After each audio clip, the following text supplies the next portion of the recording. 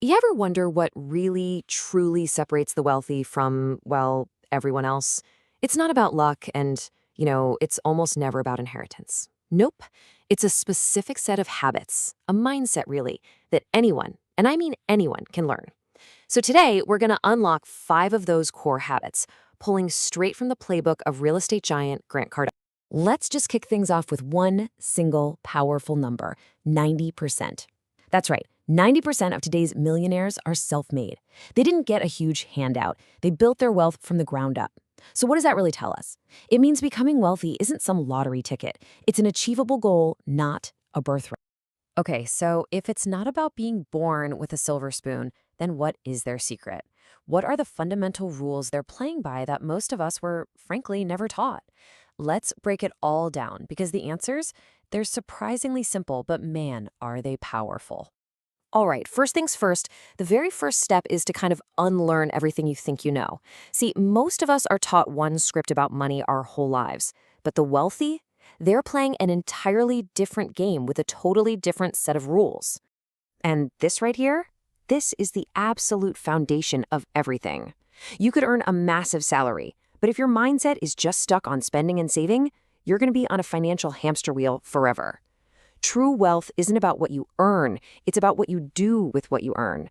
The real change starts right up here, in your mind, not in your wallet. So now let's dive into the first core principle, and this is probably the biggest mental shift that separates the wealthy from the middle class. It's all about the difference between saving your money and actually building with it. Look, we're all taught to save, right? But saving is a defensive game. In a world with inflation, the money you've saved is slowly, quietly losing its power every single day. The wealthy, they play offense. They invest. They don't just park their money somewhere. They put it to work. They turn it into an employee that goes out and generates even more wealth for them. See, saving just stores value. Investing multiplies it. So, does playing offense mean you have to take these huge, crazy risks? Absolutely not. And that brings us to our second principle, which is summed up perfectly by the man himself, Warren Buffett. The main goal isn't just making money, it's about never, ever losing the money you started with. The wealthy aren't gamblers. They stay far away from those speculative trends and all the get-rich-quick nonsense. Instead, they focus on what Grant Cardone calls sure bets, investments they understand inside and out and are confident will go up in value over time. They choose certainty over speed every single time because slow, consistent growth will always beat a risky bet that could blow up in your face.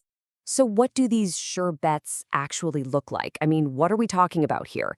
It's not about chasing random stocks or trends that are hot one day and gone the next. The wealthy are absolutely laser focused on buying specific types of assets that actually work for them.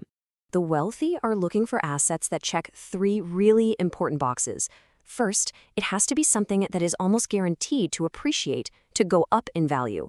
Second, they want control over it. Think about owning a building or a business, not a stock where its fate is totally out of your hands. And third, and this is the big one, the asset absolutely has to generate consistent cash flow.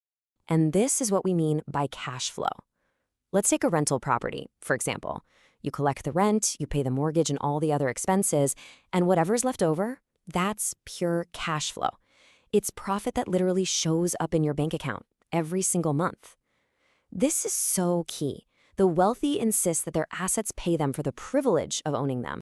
Okay, this next principle, this is where things get really, really powerful. This is the strategy that the truly wealthy use to just accelerate their growth in a way that most people don't even know is possible. We're all conditioned to believe that all debt is bad, but the wealthy see it completely differently. There's bad debt, sure, like using a credit card for something that loses value. And then there's good debt. Good debt is when you use a loan to buy an asset that actually makes you money, like a rental property. Understanding how to use good debt is the 5th core principle. And here it is. This is the game changer. When a bank gives you a loan, that money isn't considered taxable income. This is a massive advantage. You get to use the bank's money, tax-free, to buy an asset that's going to grow in value and pay you every month. You're literally leveraging someone else's money to build your own wealth. This is the ultimate shift from thinking like a consumer to thinking like an investor. So we've covered the 5 big principles. We've seen how the wealthy think totally differently about saving, risk, assets, and debt. Now the real question is, what are you going to do with this information? So let's do a super quick recap. Number 1, stop just saving and start investing. 2, focus on sure bets, not wild gambles. 3, buy assets that grow in value and that you can actually control. 4, demand that those assets produce cold, hard cash flow.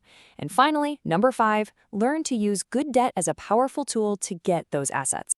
You know, when you put all these principles together, you start to see that the real secret isn't just one specific tactic. It's a complete mindset shift.